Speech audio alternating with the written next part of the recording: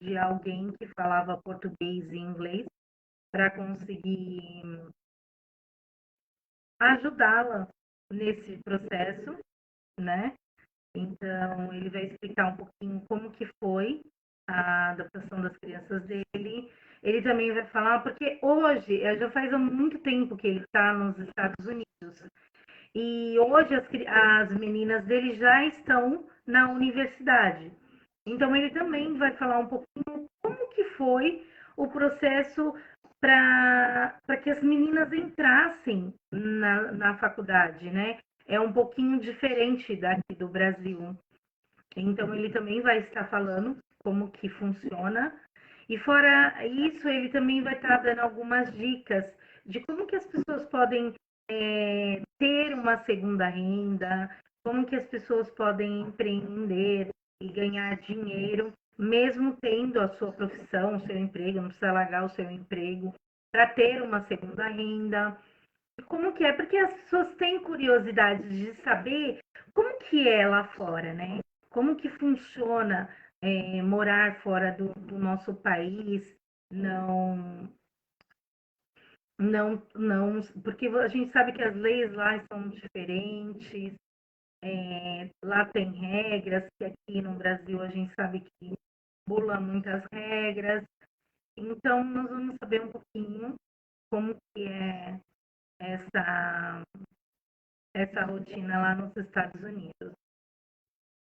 Eu só vou aguardar um pouquinho, esperar que ele entre na live e aí já vamos dar início, tá bom? Ao bate-papo bem legal com o Wilton.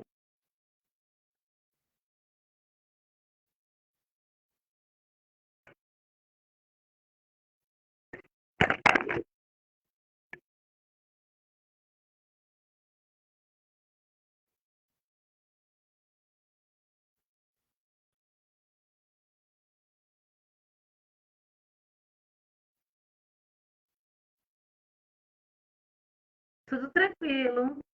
E você?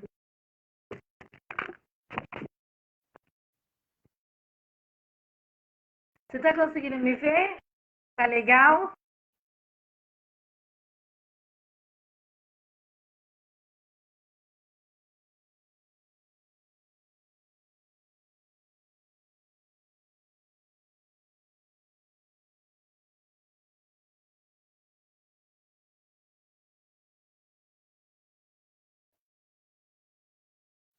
Perguntas para eles.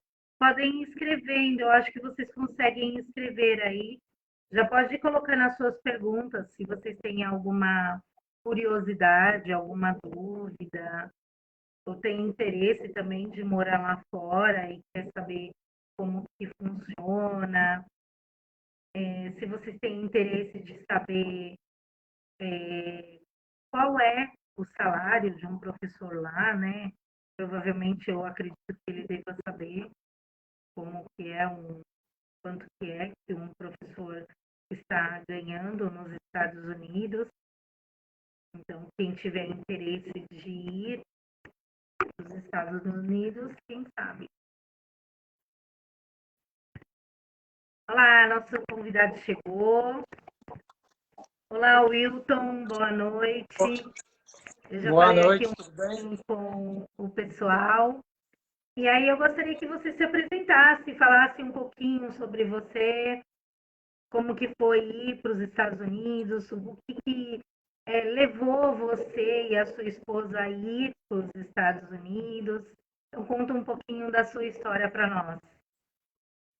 Bom, primeiramente, obrigado pelo convite, né? É um prazer estar aqui. Eu acompanho aí o trabalho da Educa Mestre. Vocês fazem um trabalho fantástico. E o que a gente mais precisa atualmente é educação, principalmente educação das futuras gerações, que são os nossos filhos, as nossas crianças, né? Antes de eu me apresentar também, queria pedir desculpa, a gente teve algum probleminha técnico aqui até que eu consegui entrar na live. Então, obrigado pelo convite. E para quem não me conhece, meu nome é Wilton de Oliveira, eu sou originalmente de São Paulo, capital, nascido e criado na zona leste de São Paulo. e sou formado em gestão de sistema da informação no Brasil e aqui nos Estados Unidos. Eu já vivo aqui há pouco mais de 8 anos e aqui eu sou dono do meu próprio negócio, eu sou dono do meu próprio emprego, eu sou autônomo, né? E na verdade, eu tenho um relacionamento com os Estados Unidos já antigo, né? Eu vim para os Estados Unidos. Eu não sei se a gente já pode entrar, a gente já pode entrar no assunto, né? Pode sim. Mas eu vim para os Estados Unidos. A minha primeira vez que eu vim para os Estados Unidos foi em 1999. De lá para cá, eu comecei a ter um relacionamento íntimo com os Estados Unidos, porque eu vivi aqui durante algum tempo, depois eu voltei para o Brasil. Aí no Brasil eu voltei para a minha área de atuação, que era tecnologia, e através do meu trabalho, eu estive aqui nos Estados Unidos a trabalho por, se não me engano, 9 vezes, se não me falha a memória. Então, durante todo esse vai e vem dos Estados Unidos, eu acabei criando aí esse relacionamento. Sempre gostei muito daqui. Estive aqui em vários estados, né? Lembrando que aqui nos Estados Unidos, os estados, cada um tem a sua própria lei, embora também existem as leis federais, mas os estados são independentes, entre aspas, né? Mas eu morei em Massachusetts, mas estive a trabalho aí em Detroit, em São Francisco, Texas, enfim. Resumindo, eu vim para cá e a gente sempre teve o sonho de voltar a morar nos Estados Unidos, porque da primeira vez que eu morei aqui com a minha esposa, nós tivemos nossas filhas aqui. Mas eu queria voltar um pouco antes. Você me perguntou o que levou a gente a deixar o Brasil, né? Vir morar nos Estados Unidos. Na verdade, foi um impulso de jovem, vamos dizer assim. A Karina, que hoje é minha esposa, na época era minha namorada, ela trabalhava numa empresa aí no Brasil, numa empresa que administrava pontos de viagem, né? Me fugiu o nome. Mas, enfim, a pessoa, quando viaja de avião, ela acumula pontos. Então, essa empresa ela administrava essa pontuação dos clientes que viajavam de avião. E lá ela conheceu várias pessoas que tiveram a oportunidade de viver algum tempo fora do Brasil. E aí ela conheceu gente que morou em vários lugares, Estados Unidos, Espanha, Portugal, Japão, etc. E conversando. Voltei. E eu vou tentar ser rápido, né? Porque, se não me engano, a gente tem tempo aqui no Facebook. Mas não, não tem tempo, pode ficar tranquilo. legal. Mas vamos lá. Aí a Karina me perguntou, a gente namorava, a gente já tinha alguns planos, né? Comprar apartamento, pensar em começar a planejar casar, aquela coisa toda. E ela perguntou se eu teria interesse, se eu iria para outro país. E eu falei para ela, falou, na verdade eu nunca pensei no assunto, mas agora que você me perguntou, eu fiquei curioso, né? Eu iria sim. Na época eu estava com 23 anos de idade. Eu falei, eu iria, ainda não fiz nenhuma faculdade, ainda não estou com meio que a vida encaminhada, vamos dizer assim, não sei o que vou fazer ainda em termos de estudo, de profissão. Eu acho que eu iria sim, embora eu já trabalhasse na área de TI, né, na época de tecnologia. E aí a gente decidiu, vamos conhecer, vamos lá, vamos ver como é que funciona. E para uma história longa, fazer uma história curta, foi aí que a gente decidiu, a gente correu atrás de tudo que precisava, viemos para os Estados Unidos e aqui a gente teve a oportunidade de passar algum tempo, ter as nossas filhas e até que a gente decidiu voltar para o Brasil e os motivos que nos levaram a voltar para o Brasil na verdade foram vários motivos que não dá para citar aqui todos eles, mas o principal foi de fato a família, né? A distância da família e tal. E naquela época a gente resolveu voltar para o Brasil, que inclusive eu voltei para o Brasil e aí eu fui correr atrás de fazer faculdade, aquela coisa toda. Voltei para a minha área, que é a tecnologia. Antes disso, até chegamos a ter um negócio, tivemos um pet shop. Mas essa ideia de Estados Unidos nunca saiu da nossa cabeça, até porque minhas filhas nasceram aqui e a gente sempre teve essa ideia de que um dia a gente voltaria para cá, para que as minhas filhas conhecessem onde elas nasceram, a língua, a cultura, etc.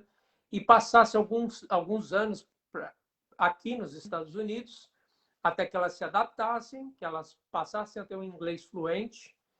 E quem sabe no futuro aí cada um, depois que crescessem, cada um segue o seu rumo, né? Cada um vai buscar aquilo que quer para a vida. E é isso, e a gente está aqui desde então. Na verdade, eu voltei para o Brasil a primeira vez em 2004, final de 2003. Depois de 9 anos, eu voltei para os Estados Unidos e estamos aqui desde 2013. E deixa eu te fazer uma pergunta, Wilton. Como que foi a, a adaptação delas na escola? Porque até então elas também não tinham inglês fluente. Elas tiveram o acompanhamento de algum professor? Como que foi vocês conversar com a escola, colocar elas na escola? Como que foi esse processo? O processo está um pouco de atraso, tá? Então, não sei como é que está para você, se você está me ouvindo bem. Mas o processo, na verdade, foi o seguinte. Quando a gente decidiu voltar para os Estados Unidos pela segunda vez, que foi lá em 2013, na verdade, a gente decidiu antes. A gente decidiu voltar para os Estados Unidos meados de 2011, 2012. Né? E aí ali a gente começou meio que planejar. Né? Como que seria, como que a gente faria. Devo largar, até então, naquela época eu estava muito bem empregado, né? Eu já trabalhava, eu já estava em cargo de gerência numa empresa multinacional na área de tecnologia, estava muito bem empregado. E a Karina, àquela altura, ela já estava em casa. A gente decidiu em 2008, nós tomamos uma decisão que foi a Karina parar de trabalhar para cuidar das meninas, né? Até então as meninas eram novinhas. E então, lá para 2012, a gente voltou a essa conversa de vir morar nos Estados Unidos. Enfim, aí a gente, por já ter o inglês e por já ter vivido aqui há algum tempo, a gente começou a pesquisar online essa questão da escola, o que precisava, papelada, etc. e tal. E até que quando a gente tomou a decisão de, não, nós vamos embora tal data, né? Aí a gente começou todo o processo de preparação, de onde vamos morar, onde elas vão estudar. Eu não vendi a minha casa continua aí no Brasil, aí na Zona Leste, está alugada desde então, mas a gente vendeu tudo, praticamente tudo que nós tínhamos, carro, móveis, até roupas, nós vendemos, trouxemos pouquíssimas coisas mais pessoais, né? Valores pessoais, como a Karina, todos os livros dela, enfim, o mínimo possível para a gente começar uma vida nova daqui. Em relação à escola, você me perguntou como que era o inglês, porque as meninas não tinham inglês, né? Então a Karina começou a dar aula de inglês para as filhas. Então foi a própria mãe que começou a ensinar as filhas o inglês. Então a Karina fez lá uma agenda de estudos diário com as meninas e mais ou menos uns 2 meses antes da gente viajar para os Estados Unidos, a Karina deu aulas de inglês e história dos Estados Unidos para as nossas filhas durante esse período, para que quando elas chegassem aqui na escola não chegasse tão cru, né? Porque embora elas nasceram aqui, quando nós voltamos pela primeira vez, elas eram bebês, então elas não falavam inglês ainda. Então a Karina deu essas aulas de inglês para elas e criança é o hardware, né? É novo, né? O cérebro absorve muito mais rápido as coisas. Então elas foram aprendendo algumas coisas com a mãe, mas quando chegaram aqui na escola tiveram, claro, algumas dificuldades. A gente só veio saber, inclusive, dessas dificuldades algum tempo depois que elas começaram a se comunicar melhor com a gente. A Evelyn, mais a Evelyn, né, que é a mais velha, chegou a dizer para a gente que teve dia que ela teve vontade de chorar na escola, porque ela não estava entendendo nada, né? Mas, assim, foi questão de 6 meses ou menos, elas já estavam com inglês fluente, as duas. Então, foi um processo, embora tenha sido como é que se diz, tratamento de choque, né? Ó, chega lá e põe na escola e deixa se virar na escola, né? Mas coisa de 6 meses depois, elas já estavam totalmente com a língua fluente. Antes disso, inclusive, quando nós viemos para cá, nós viemos numa época de férias de escola. Então, a gente colocou elas também num camping, né? Num acampamento, né? Então, elas passaram 2 semanas num acampamento, obviamente só com crianças que falavam inglês, antes de começar a escola, porque aqui a escola o calendário escolar é diferente do Brasil. Aqui, o ano letivo ele começa no meio do ano. Então, no meio do ano seguinte, termina o ano letivo. Então, nós viemos na época de férias, ou seja, no meio do ano. E aí, quando foi setembro, iniciou-se o ano letivo daquele ano. E aí, elas passaram 2 semanas também num acampamento para desenvolver um pouco mais de inglês, ter contato com outras crianças que falavam inglês. Então, assim, o processo do inglês para elas, eu acho que não foi tão complicado, né? Em relação à escola, é aquilo que eu falei. A gente começou... Pode perguntar. Pode falar? Não, a minha Tá tendo um pergunta, assim, atraso de a voz, dúvida que eu tenho, assim, a sua voz demora um pouco para chegar aqui. O que eu gostaria de saber, assim, como foi a comunicação de vocês, pais, com a escola e como que vocês sabiam que as crianças estavam se adaptando ou não estavam se adaptando? Vocês tinham esse diálogo com a escola, com o diretor, com o professor? Ótima pergunta, tá? Nós, tanto eu como a mãe, nós já tínhamos o inglês, já falávamos inglês, então a gente conseguiu se comunicar muito fácil com a escola. E essa comunicação se deu pela seguinte: a gente já começou, principalmente a Karina fez mais esse trabalho de comunicação com a escola.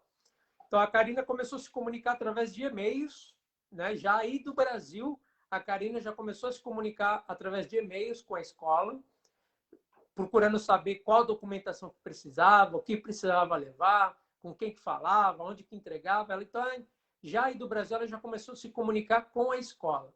Quando nós chegamos aqui, que a gente levamos as meninas para a escola, nós tivemos uma conversa com a professora na época, né? Com a professora, nós tivemos uma conversa com a professora, seguinte: as nossas filhas, elas estão vindo do Brasil, não falam nada de inglês, né? Tá aqui numa situação, aí explicamos, a mãe deu algumas aulas de inglês, algumas aulas de história dos Estados Unidos, tal, mas elas precisam de uma atenção especial em relação ao idioma.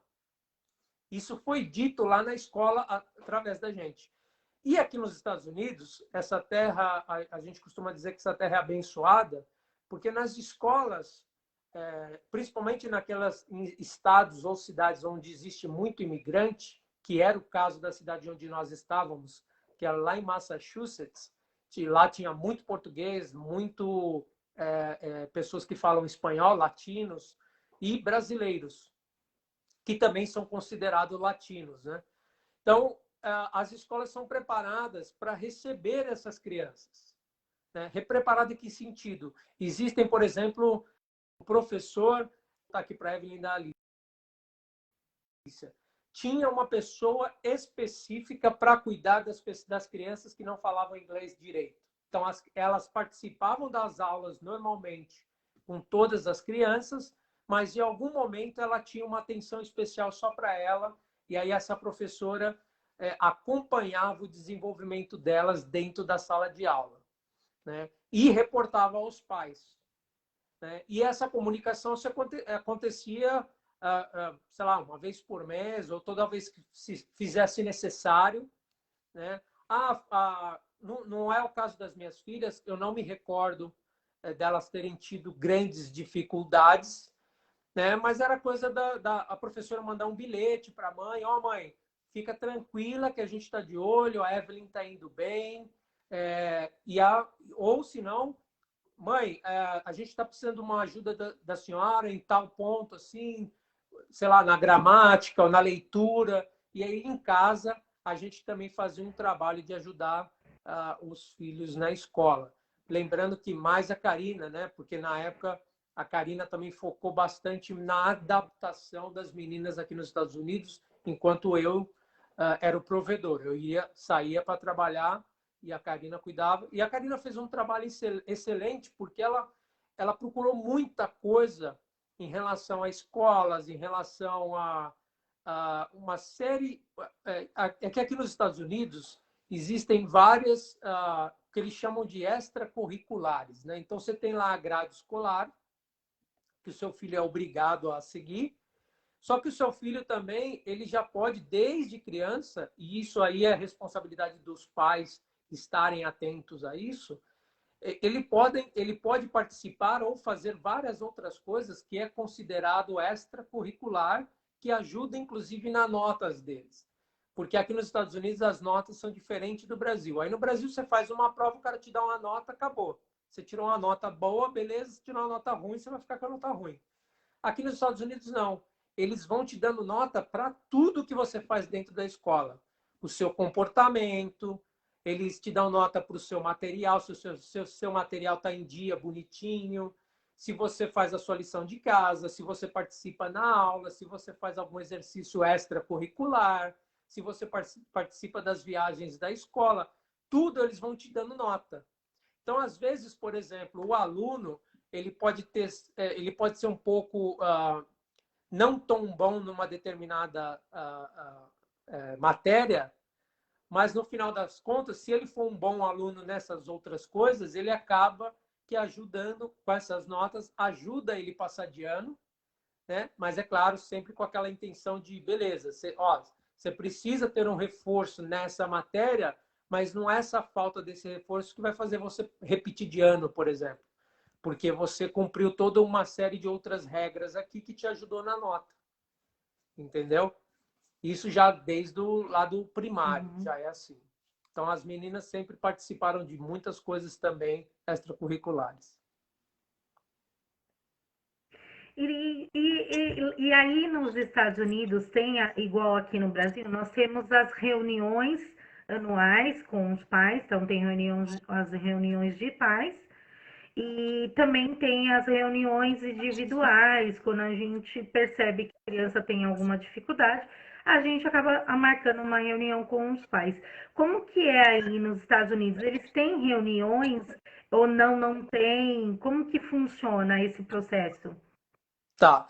Lembrando que essa minha visão que eu estou passando para vocês, ela pode ser um pouco limitada, porque, como eu disse, o país aqui é gigantesco, né? Então, a minha experiência com as minhas filhas na escola se sucedeu em apenas 2 estados, que foi Massachusetts e Flórida, que é onde eu vivo hoje, tá? Então, pode ser coisas que eu diga aqui que talvez valha aí para os Estados Unidos inteiro, tem coisas que talvez não, mas vamos lá.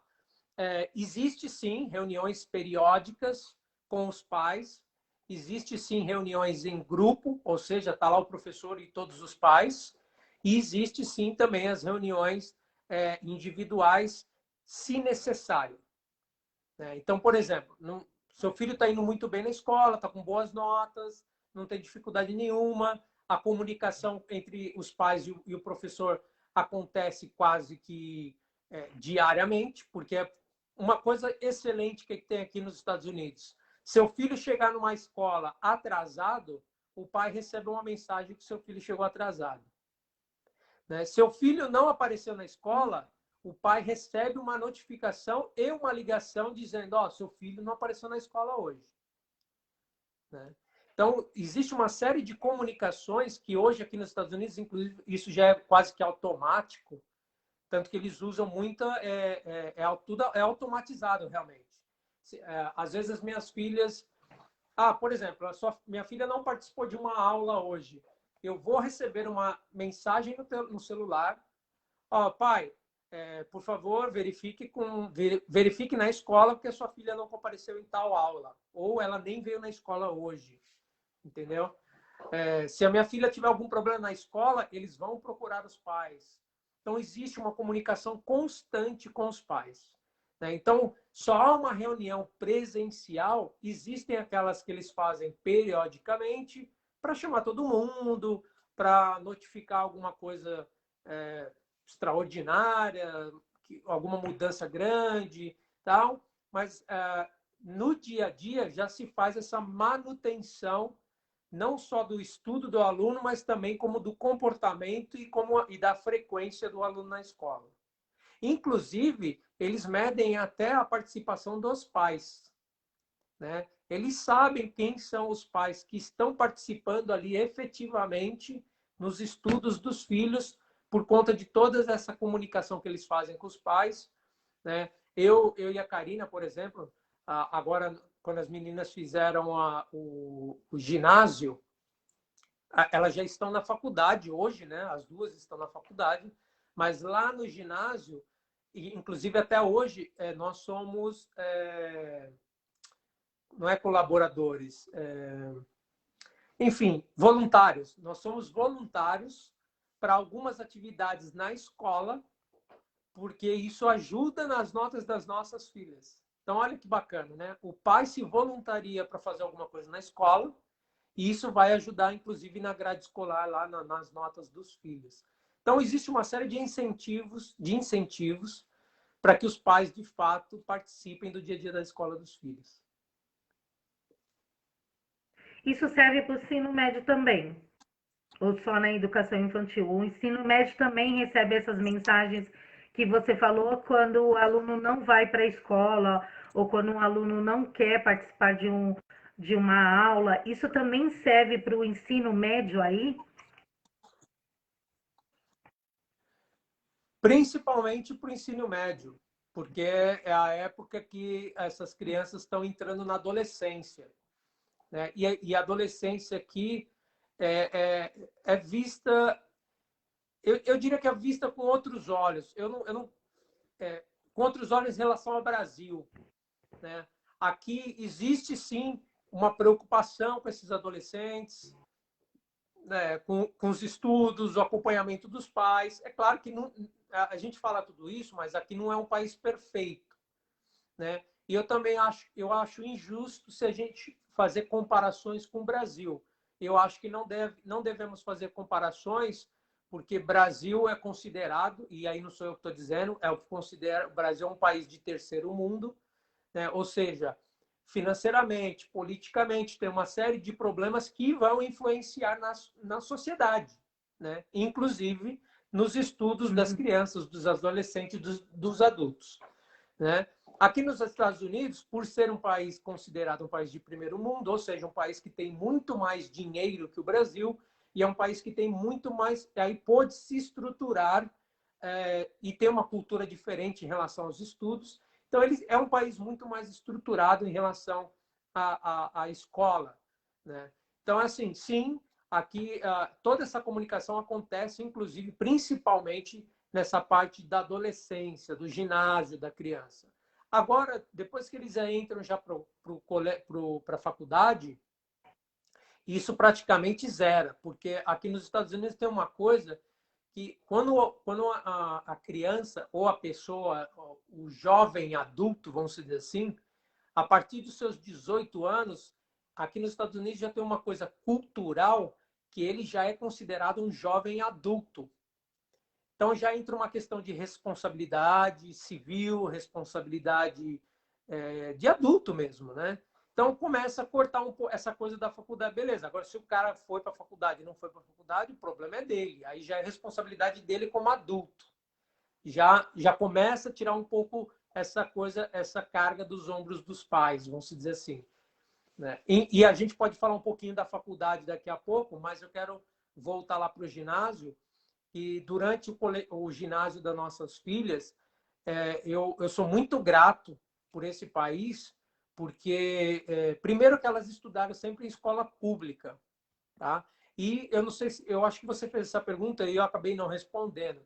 Foi o seguinte: aqui nos Estados Unidos, as escolas públicas são muito boas, né? Existem as escolas pagas, e as escolas pagas geralmente são mais para uma classe mais alta da sociedade. Ou seja, aquele cara que tem grana e que resolve pôr o filho numa escola paga de um ensino, né, talvez um ensino melhor, um ensino mais personalizado, vamos colocar dessa forma, né? Ou seja, o filho dele vai ter uma atenção ali mais individual, vamos dizer assim. Mas tem as escolas públicas nos Estados Unidos, claro que tem aquelas escolas que são péssimas, né?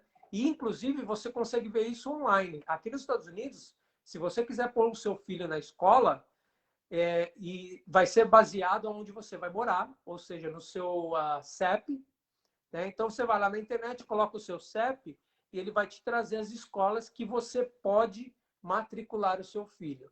E lá na internet mesmo, ele já te dá vários rankings de violência, de uma série de coisas, de qual é a grade escolar, se a escola está numa grade escolar boa, ou, não é grade escolar, é nota, né?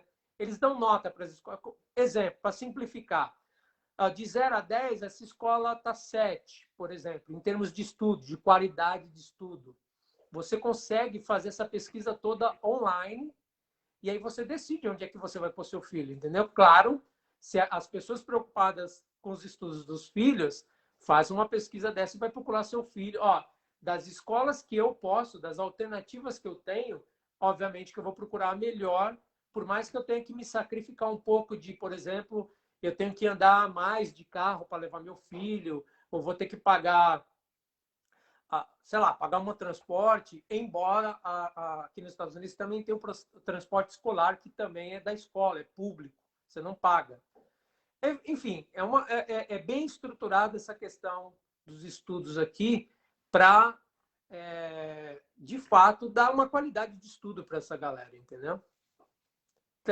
Claro que tudo não funciona Então, perfeitamente, já que você tá? entrou Tem um pouquinho os gaps.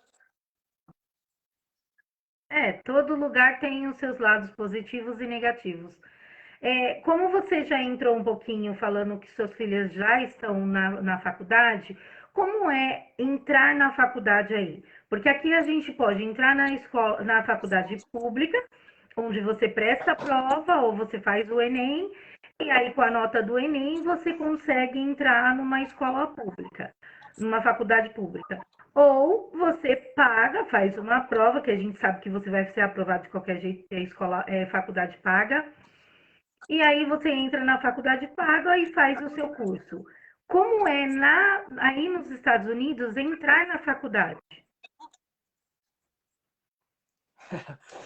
Aqui tem um negócio muito interessante nos Estados Unidos, que é o seguinte: o aluno, conforme ele entra na escola lá no primário, né? Ou até mesmo antes do primário, que me fugiu qual que é a escolinha antes do primário, a pré-escola, né? Então lá ali ele já começa a gerar ali ele já começa a gerar um histórico escolar, que aí no Brasil também tem. Só que o histórico escolar dele aqui se torna um currículo escolar depois. O que eu quero dizer? Ele passa lá, vamos lá, escolinha, primário, ginásio, colegial, até chegar na faculdade. Na hora de chegar na faculdade, a própria escola já ensina o aluno a digitar e colocar lá o que dele? Currículo escolar. Né? E nesse currículo escolar, o que vai ter lá? Todo o histórico escolar dele, notas, o que ele fez de bom, o que ele fez de ruim, tem tudo. Né? Ele põe lá o histórico escolar dele, o currículo dele. E aí, aqui para você entrar numa faculdade, é a faculdade que diz se você vai ou não entrar na faculdade. Não é você vai lá, faz uma prova, passou, entra. Não é assim. Aqui não. Exemplo, vou falar das minhas filhas. A Alicia teve que ser entrevistada pelo reitor da faculdade, ou uma pessoa designada lá por ele, e analisar todo o currículo da Alicia, inclusive fazer entrevista pessoalmente com a Alicia, para aprovar ou não a Alicia. E ela foi aprovada. Né? A mesma coisa com a Evelyn. Vai lá, se inscreve na faculdade, os caras pedem essa série de documentação, né? Ou seja, o seu currículo escolar. E mais uma vez, nesse currículo escolar vai ter lá, igual minhas filhas participaram de vários eventos extracurriculares. Elas participaram aqui de uma classe que se chama JROTC, que é um termo em inglês, que é JROTC.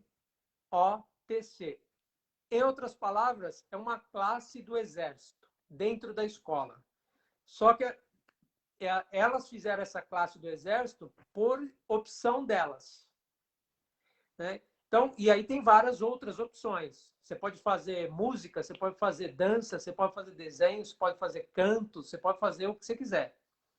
E elas fizeram essa classe, entre várias outras coisas, e nessa classe tiveram lá, durante todo o seu ginásio, uma aula militar, né? Então, aprende disciplina, aprende liderança, aprende fazer exercício, aprende a atirar, né? Tudo bem que usa arma de chumbinho, mas aprende a atirar e faz uma série de outras coisas. Então, por exemplo, quando tem a parada do 4 de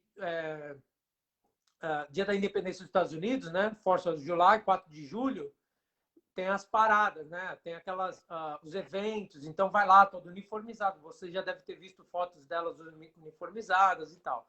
Isso tudo entra no currículo escolar. E isso, na hora de você fazer uma entrevista para entrar numa faculdade, pesa muito, né? Porque eles vão, sim, eles vão querer saber quem é a Alice. Ela foi uma boa aluna? Ela é empenhada na escola? Ela tirou boas notas? Ela procurou se envolver com outras atividades escolares? E os pais se envolveram na escola? Eles olham tudo isso para aprovar ou não seu filho na faculdade, né? E é assim que se entra numa faculdade aqui. Não é fazendo prova e passando ou repetindo, né? Mas é através do seu currículo escolar. Mas e paga alguma coisa para entrar na faculdade ou não? É tudo de graça? Então, toda faculdade é paga, tá? Toda faculdade é paga. Aí entra outra história muito interessante. Quando o seu filho entra no ginásio, e aí é onde entra a atuação dos pais, tá? Quando o seu filho entra no ginásio, e aí aqui eu tiro o chapéu para a Karina, porque a Karina, desde quando as meninas entraram no ginásio, né? A Karina já começou a fazer todo um estudo e pesquisa do que elas precisariam fazer durante o ginásio para acumular bolsas de estudo, porque aqui a bolsa de estudo ela não é uma bolsa de estudo. Acontece, pode ser que você ganhe uma bolsa de estudo que pague toda a sua faculdade. Ou você ganha várias pequenas bolsas de estudo por uma série de outras coisas que você vai fazendo durante o ginásio. E aí você vai acumulando um montante de grana para te ajudar a pagar a sua faculdade, ou seja, bolsas de estudo, que é o caso da Evelyn e da Alicia. Até agora, a Evelyn já está no 3º ano de faculdade, se eu não me engano, e a Alicia está no 1º ano de faculdade. Inclusive, a Alicia, ela está morando em Orlando, ela mora num dormitório da faculdade, com outras 3 alunas. Então, são 4 alunas dentro de um apartamento, né? Cada uma com seu quarto, e elas dividem a sala de estar e a cozinha. Inclusive, cada uma com seu quarto, com seu banheirinho lá e tal. E tudo isso está sendo pago com o quê? Com as bolsas de estudos que elas conseguiram durante o seu período no ginásio, fazendo uma série de atividades extracurriculares. E também, durante esse período, todo ano, você aplica para ter essas bolsas. Não é que a bolsa, beleza, eu sou um bom aluno, vai cair do céu. Não. Você tem que ser um bom aluno, fazer uma série de coisas, só que você tem que correr atrás dessas bolsas. O que seria correr atrás? Fazer aplicações, mandar e-mails, preencher formulários, todos os anos do seu ginásio. E foi isso que a Karina ficou em cima delas, os 4 anos de ginásio, a Karina ficou em cima. Vamos fazer junto. No começo fazia junto, aí no finalzinho quando ela estava terminando, o que chama aqui de high school, né, que é o ginásio, o colegial, perdão, que é o colegial, elas já começaram a se virar sozinha, tá? Mas no começo a Karina ficava em cima, ó, a gente precisa mandar o formulário para aquela escola, ó, precisa mandar um formulário para aquela empresa, tudo isso para o que a gente chama de aplicar, né? É você submeter uma solicitação de bolsa de estudo. E aí, claro, esses caras vão analisar todo o seu currículo escolar e decidir se você ganha ou não. E tem outras bolsas de estudos que vão acontecendo, por exemplo, elas, conforme você vai participando de vários eventos da escola, esses eventos eles vão premiando os melhores alunos. Então, por exemplo, eles pegam lá, igual a classe do Exército. Qual foi os 5? Eles têm várias categorias, tá? Quem foi os 5 que se destacaram em liderança? Então, dá lá uma bolsa de estudo para cada um. Quando eu falo bolsa de estudo, eu estou falando aqui, ó, toque $1.000, $5.000, $10.000, $50.000, $100.000. Depende do que você está fazendo, né? E aí, aquilo que eu te falei, você vai acumulando um valor e detalhe, essa grana não vai para o aluno, essa grana vai para a escola, vai para a faculdade. Ou seja, é para a faculdade, não é para nenhuma outra coisa. É só para a faculdade. Enfim, então aí as meninas fizeram um monte de coisas e foram ganhando. 1.000 aqui, 500 ali, 2.000 ali, e isso vai acumulando. E aí, na hora que chega a hora de fazer a faculdade, beleza, eu tenho todo esse montante aqui de grana para me ajudar a pagar a faculdade, no caso da Alice, a pagar o dormitório. A Evelyn, por exemplo, ela estuda e trabalha na faculdade. Só que a Evelyn está numa faculdade que é aqui na cidade onde a gente mora, então ela vem para casa todos os dias. E muitas aulas, ela hoje em dia está normal, né? Ela faz muita aula online. Né? Então, mas quando ela vai na faculdade, por exemplo, ela vai e fica lá de manhã até a noite. Por quê? Porque ela vai trabalhar, vai estudar e até a academia da faculdade lá. Quando ela decidir para a academia, ela já faz academia lá também. Então, ela passa o dia inteiro na faculdade. E, mesma história, faz um monte de coisa, ganha um monte de bolsa de estudos e até então, a gente, por enquanto, pelos nossos cálculos, a gente não precisou e não precisaremos ainda tirar nenhum tostão do bolso para pagar essa faculdade, até porque a faculdade é cara. E deixa eu te fazer uma pergunta, eu não sei se você vai responder. Não sei se você tem essa informação. Aqui a gente sabe que o professor, ele ganha pouco, né? Principalmente se ele for de escola particular. E do Estado, ele tem um salário um pouco melhor, mas a gente sabe que você tem que trabalhar bastante, você tem que trabalhar o dia inteiro, se você trabalhar meio período, o seu salário é reduzido.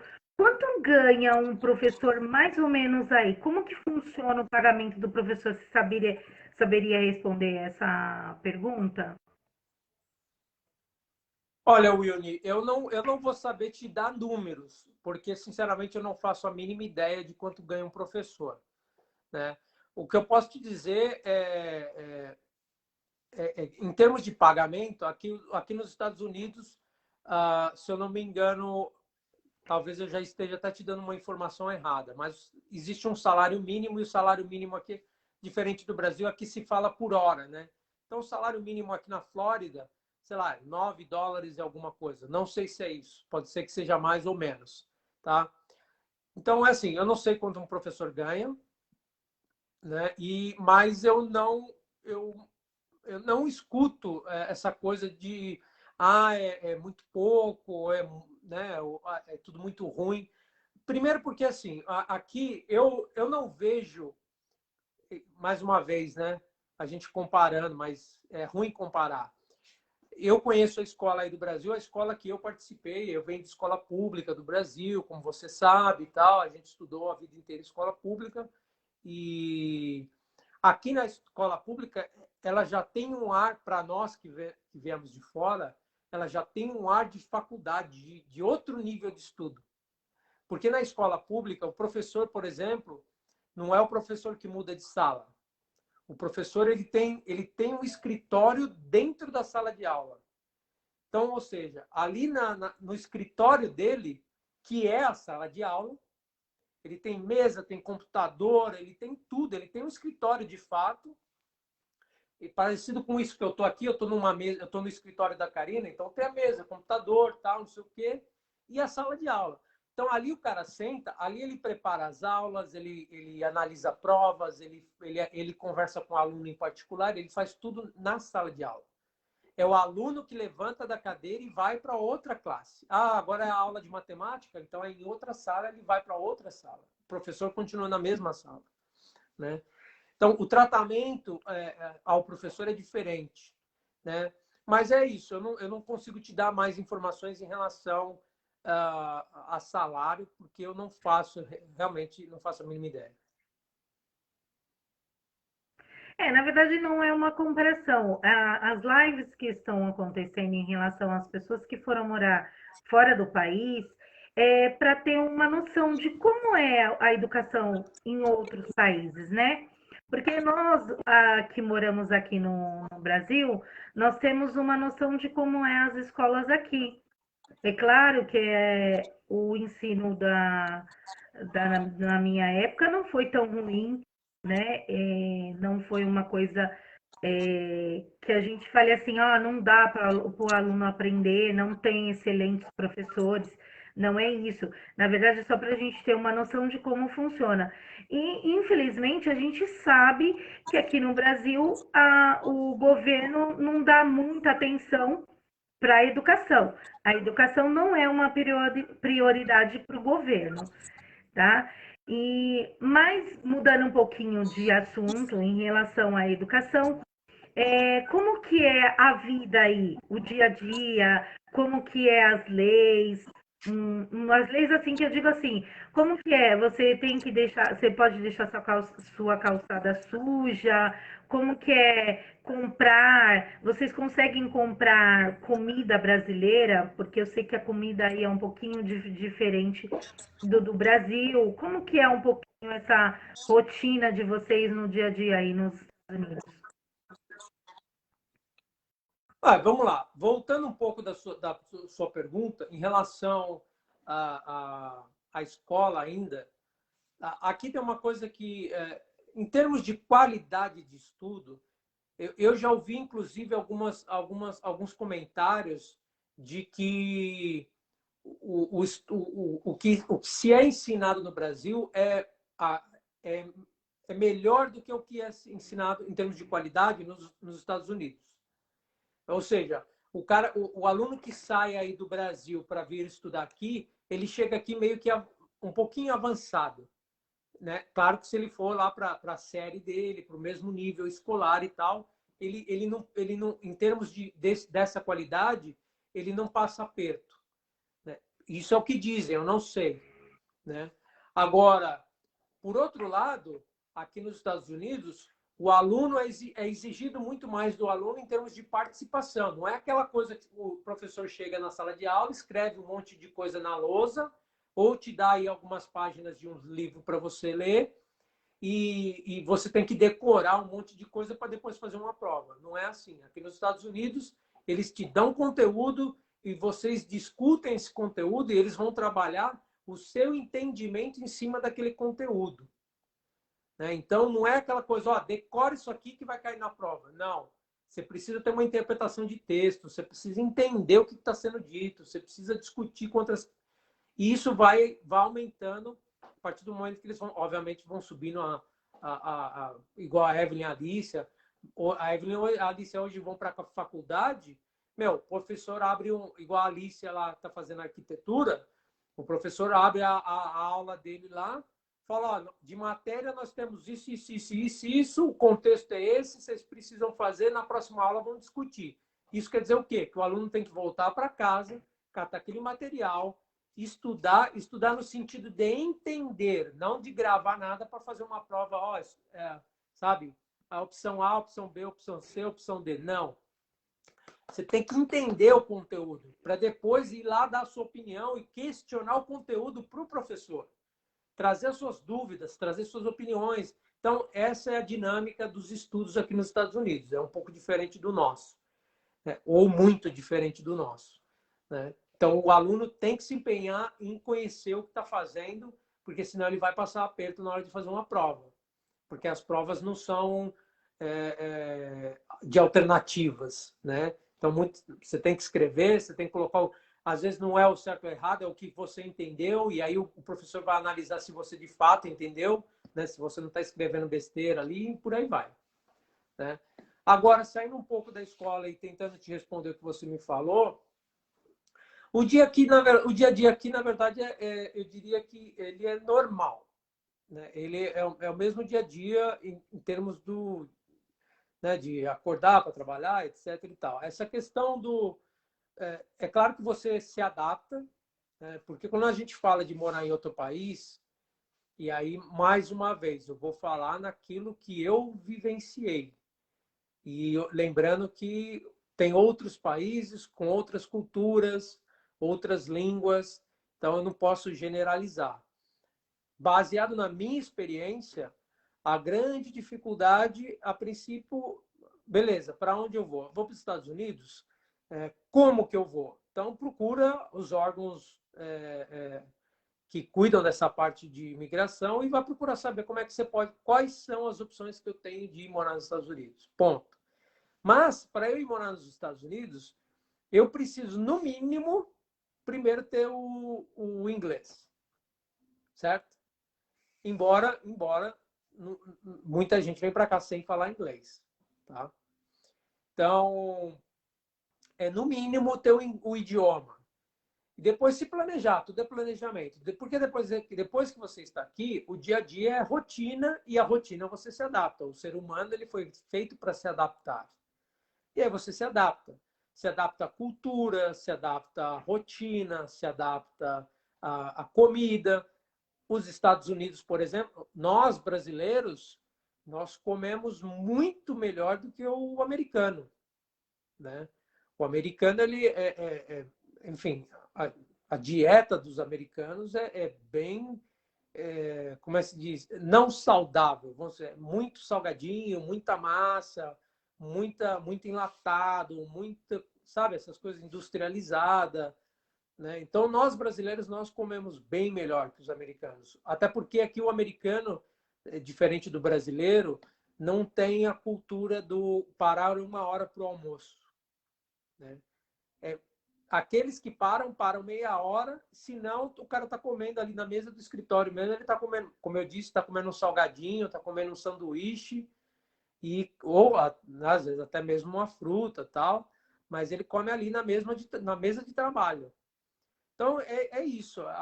As dificuldades são culturais, de língua, mas, mais uma vez, o ser humano ele se adapta, né? E depois você se adapta e a vida segue normalmente a rotina.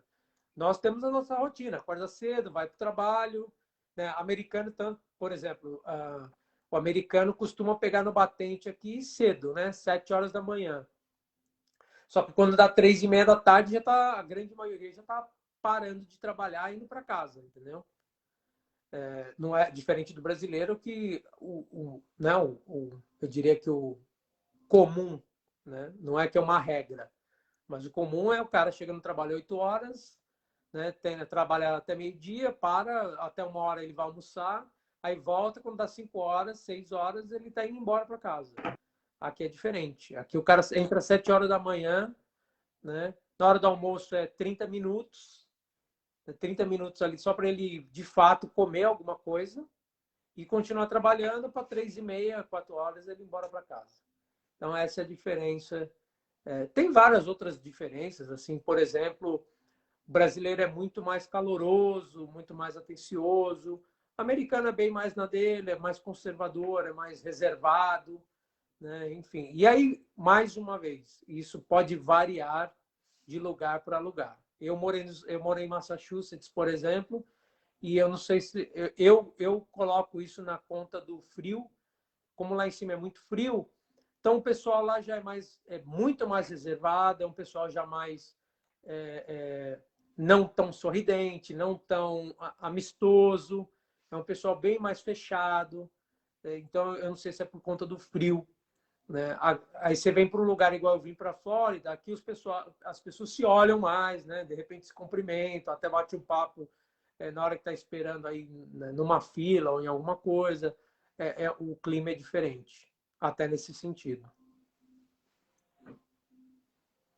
Entrando nessa questão do frio e do calor, Como foi para vocês enfrentar pela primeira vez um tornado, um furacão, essas coisas climáticas que aí nesse país tem bastante? Tudo depende da região, né? Tudo depende da região. Na verdade, a gente só passou por uma experiência, né? Que foi o furacão Irma, que passou aqui, eu não vou lembrar o ano, alguns anos atrás, né? Eu acho que 2017 ou 2018, eu acho, e que a gente precisou evacuar a cidade, né? Então, não foi uma coisa mandatória, né? Não foi aquela coisa que, você tem que sair da cidade, mas o governo avisou, eu sugiro que vocês saiam, e fez um plano de evacuação. E tanto que eu evacuei, nós fomos para o Tennessee, na casa de amigos, que é o Tennessee é um estado aí mais para o meio do país, subindo lá para o norte. Então, fugindo do Irma. Então, a gente fechou toda a casa, e é aquela coisa que talvez deva passar aí nas televisões, sempre lembrando que jornal tudo é sensacionalismo, né? O cara pega uma historinha desse tamanho, ele conta uma história desse tamanho que é para poder vender. Né? Mas a gente colocou, sim, madeira nas janelas, trancamos as portas, amarramos móveis do lado de fora, o que tinha do lado de fora, e fomos embora para outro país por 2 semanas. E quando a gente voltou, no nosso caso, não, a gente viu muito galho de árvore na cidade, quebrado no meio da rua, em termos de destruição, né? E no nosso caso tinha uma árvore no quintal, e a árvore, de fato, o furacão derrubou a árvore. Só que nós tínhamos uma casinha do lado de fora para guardar ferramenta, para guardar, e essa casinha sustentou, a árvore caiu, então ficou em cima dessa casinha.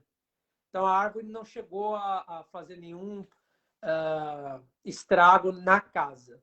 Ele só amassou essa casinha lá do lado de fora, porque a árvore, na hora que caiu, parou em cima dessa casinha. Então, assim, tirando isso, a gente não. E toda aquela expectativa, né, de sair, a gente pegou muito trânsito, praticamente era difícil de se achar gasolina tal. Então, essa foi a única experiência que a gente teve. Teve um outro furacão, anos depois, que a gente resolveu não evacuar. A gente ficou aqui, mas acabou que o furacão mudou de rota. Então, ele só deu, como dizem, deu uma lambida na cidade, né? Então, ele é aquela coisa de muita chuva, vento forte, e chega até a ser assustador, mas não fez muito estrago, entendeu? Então, para nós, aqui em Sarasota, na verdade, existe uma estatística que não é um lugar de furacões, né? O último furacão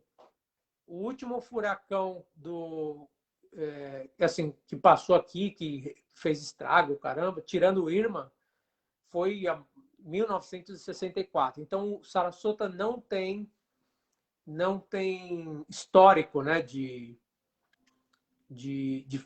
enfim, tem os furacões que passam aqui na cidade, né, na Flórida, mas Sarasota está meio que protegido, assim, pela forma geográfica dele.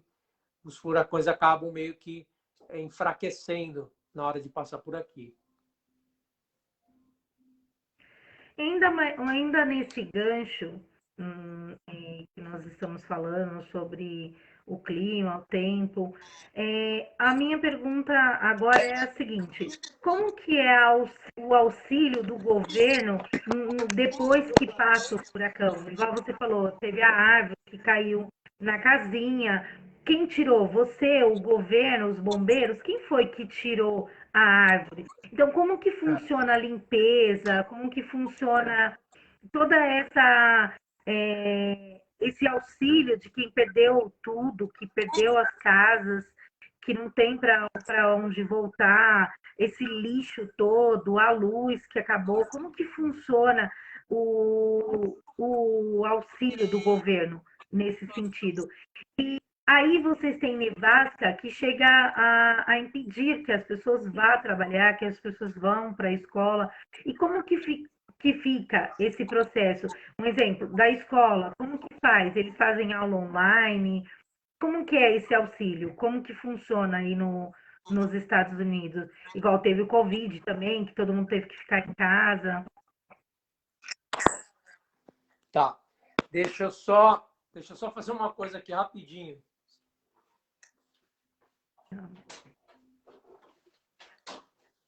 Pessoal que está aí pode fazer pergunta também. Se vocês tiverem alguma curiosidade que vocês queiram perguntar para o Wilton, pode escrever aí embaixo que eu faço a pergunta para ele. Não vou fazer todas as perguntas, se tiverem muitas perguntas, porque nós temos ainda outras coisas para estar conversando, outros assuntos bem interessantes para vocês. Desculpa, eu precisei ali Pode desligar falar. um negócio ali que não parava de tocar, mas vamos lá. Então, quando acontece essa questão de furacão, essas coisas, primeiro que aqui nos Estados Unidos, o cara, quando ele tem uma casa, geralmente ele tem seguro. Os Estados Unidos é um país de tudo tem seguro, né? Eles fazem seguro para tudo. Seguro para casa, seguro para carro, seguro para celular, seguro para tudo, né? Então, geralmente, o cara tem um seguro, tá? Geralmente, na grande maioria das vezes. Tudo que é público, o governo, né, a prefeitura, né, o governo local, eles têm, assim, eles se preparam de uma forma muito interessante para furacões. Então, no caso aqui, vamos falar da Flórida, né, que é onde nós estamos. Quando veio a previsão do furacão, já iniciou-se um trabalho de conscientizar, né, de conscientizar a população. Falar, galera, o negócio é o seguinte, tanto que eles têm aqui o que eles chamam de Hurricane Season, né? Ou é a época de furacão. Todo ano tem a época de furacão. Então, quando começa a se formar um furacão lá no oceano, eles já começam a informar a população. Está se formando um furacão lá, então começa a monitorar. E aí isso começa a passar na televisão, todo tipo de comunicação eles vão usando para informar que está vindo um furacão. Se a coisa se agrava, aí começa, eles têm um plano de realmente alertar, ó, pessoal, pode ser que o negócio engrosse e vocês vão precisar. Aí é onde a galera começa a se desesperar. E aí começa a comprar, fazer estoque de comida, enfim, aquela coisa que vocês já devem ter visto aí na televisão brasileira quando entra algum anúncio de furacão nos Estados Unidos, que fala, não se encontra mais nada no supermercado porque está todo mundo comprando água, comprando comida, estocando e tal. O que, na verdade, é desnecessário, às vezes, porque se vier o furacão, ele vai levar tudo embora. Uma piada minha, mas enfim. Mas a galera se prepara porque a televisão, de fato, faz esse trabalho de conscientizar a população. Até o ponto, por exemplo, do Irma, que foi, vai ter que evacuar. Aí o cara começa com um plano de evacuação. E o que é o plano de evacuação? Ele vai pedindo, o pessoal que mora na região X, se tiver que sair é agora, pode catar suas coisas e vazar, vai para outro estado, vai para casa de um parente, vai para um hotel em outro estado. Agora é a hora de você fecha a sua casa, tranca tudo e vai embora. E aí ele vem descendo, vai, agora o X, Y, Z e tal, aí ele vai mandando essa galera sair, até para não sair todo mundo de uma vez e aí ficar parado no trânsito, como nós ficamos parados no trânsito ali. Não, na verdade, a gente, de uma viagem de 9 horas, nós levamos o dobro para chegar. Né? A viagem daqui até o Tennessee são 9 horas, eu levei 19 horas, né? Um pouco mais que o dobro. Então, assim, e aí existe, quando eles fazem esse trabalho de evacuação, existe também um trabalho de recuperação. Beleza, a hora que passar o furacão, e aí, como é que a gente vai restaurar a energia? Como é que a gente vai restaurar a água? Até porque, quando eles evacuam uma cidade, eles mesmos já desligam o fornecimento de energia, por exemplo, que é justamente para evitar um desastre ainda maior. Né? Porque vai passar o furacão lá, derrubou algum poste de energia, né? A tendência é fogo e tal, etc. Então, eles mesmos já desligam se necessário, já desligam até o fornecimento de energia. Eles fazem todo um trabalho. E, enfim. E o bacana é que eles, conforme tem essa questão do furacão, eles já vão trazendo para as proximidades dos lugares que teoricamente serão atingidos, eles vão trazendo caminhões para restaurar a parte elétrica, pessoal de resgate. Aqui, inclusive, a Karina fez um curso, uma época, que era um curso o que eles chamam de primeiro... deixa eu tentar traduzir aqui de uma forma que você vai entender. São as pessoas que primeiro dão respostas a um desastre. Exemplo. Vamos supor que passou o furacão, aí a Karina já faz parte desse grupo de aqui eles chamam de first responders. Né? São aquelas pessoas que estão no local onde aconteceu alguma coisa. Então, a Karina é treinada, a Karina, minha esposa, ela é treinada e é certificada para que, se acontecer alguma coisa, ela já sai, ela não socorre ninguém, mas ela vai fazer uma leitura da situação no bairro, para quando chegar o socorro, ela já meio que indica para o cara, você precisa primeiro socorrer fulano, Bertano, porque eles têm todo um treinamento para já, a hora que chegar o socorro já saber para onde ele tem que ir primeiro. Né? As prioridades. Quais Ela são as faz um prioridades? mapeamento, é isso? Ela faz um Então, ela faz um mapeamento da região e aí ela determina, olha, aqui é prioridade, aqui não é prioridade, aqui é mais grave, aqui... E aí ela já vai dando essa instrução aos bombeiros e policiais. Na verdade, ela faz esse mapeamento e ela faz essa leitura baseado num treinamento, né? Não é aleatório. E é claro que eles é quem tomam a decisão final. Né? É a polícia, é o bombeiro, é o médico. A Karina não toma decisão nenhuma. Ela só diz, ali tem um cara que caiu um pedaço de pau na cabeça dele, ele está precisando de um atendimento imediato. Tem um outro que ele está passando mal porque ele está com medo da situação. E tem uma casa vazia, mas arrancou o telhado. Enfim, ela vai fazendo um mapeamento, aí os caras decidem o que eles querem fazer. Tá? Então, eles preparam a população de várias maneiras para que evacuem, para que se cuidem, para que... Enfim. E aí tem aquela galera, por exemplo, que acaba ajudando. Teve uma situação aqui na época do Irma, quando eu voltei do Tennessee, eu estava sem luz. Aí eu junto com um amigo que vive aqui na cidade, a gente foi atrás de gelo, aí vai na igreja, a igreja tem uma máquina de gelo, aí pega aquele monte de gelo, aí vem, sai distribuindo gelo para todo mundo. Então, a própria população acaba se ajudando também. Mas eu diria que o governo ele é preparado para... Né, até porque ele já tem isso mais uma vez é cultural, né? Os Estados Unidos sabem que pode acontecer isso, monitora e tenta prever o máximo que eles podem qualquer tipo como é que se diz, de situação de tempo, né, da natureza que possa trazer algum tipo de destruição. Então eles já têm sim todo um preparo e é incrível como eles procuram restaurar tudo o mais rápido possível, faz a limpeza da cidade, se tem algum poste ou algum fio que precisa ser restaurado, eles restauram. Eu comentei da árvore que caiu aqui no meu quintal. Eles me proibiram de tocar na árvore, porque a árvore, como ela caiu, ela ficou em cima da casinha, só que ela ficou próxima do fio de alta tensão. Então, eu perguntei, quando eu liguei para eles para avisar, eu perguntei, eu tenho uma motosserra, eu posso cortar a árvore. E aí os caras, qual é a situação? Eu expliquei a situação, eles falaram, não faça nada. Deixa que a prefeitura vai mandar alguém aí preparado para esse tipo de situação, para você não correr nenhum risco de vida, né? De repente eu cortar um fio desse de alta tensão e, enfim. Então eles vieram, cortaram a árvore, levaram a árvore embora, arrumaram o fio, tal. Então eles fazem isso. Eles tentam ser o mais rápido possível.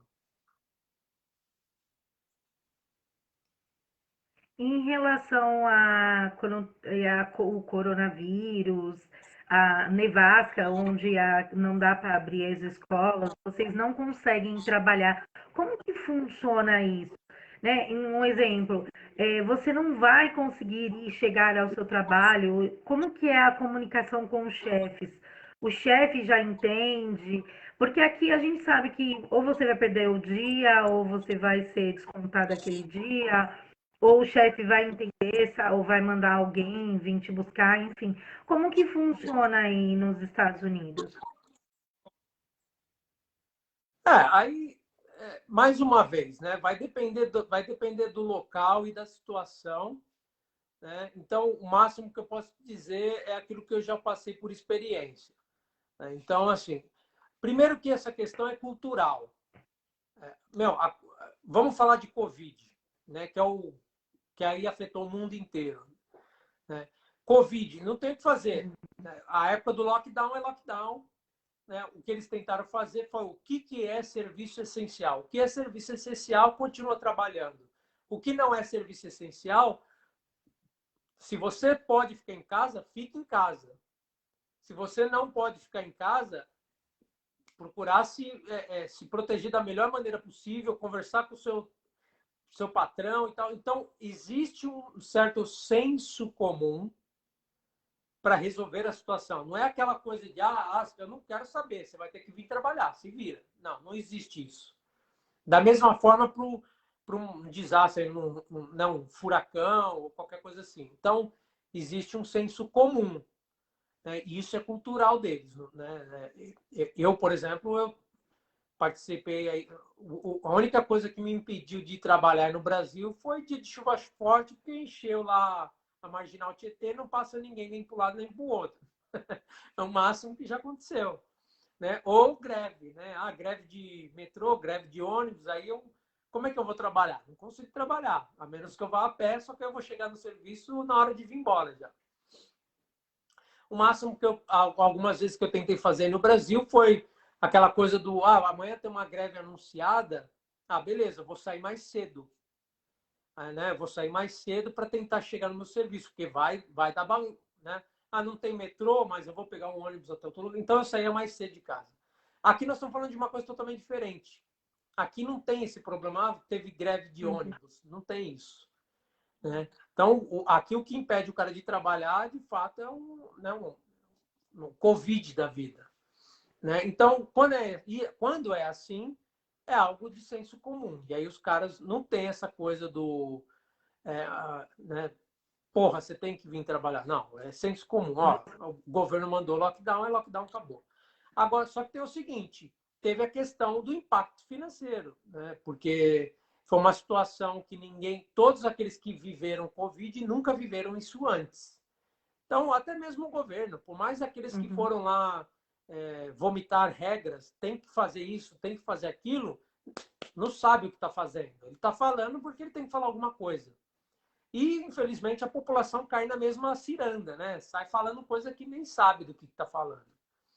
Porque não é fácil você administrar uma situação dessa. Porque como é que você mantém um pai de família dentro da casa, sendo que precisa trabalhar para pagar suas contas, seu aluguel, comer, etc. E, ao mesmo tempo, como é que você põe o cara do lado de fora na rua para trabalhar com uma doença e matando milhares de pessoas? Então, não é fácil, é difícil.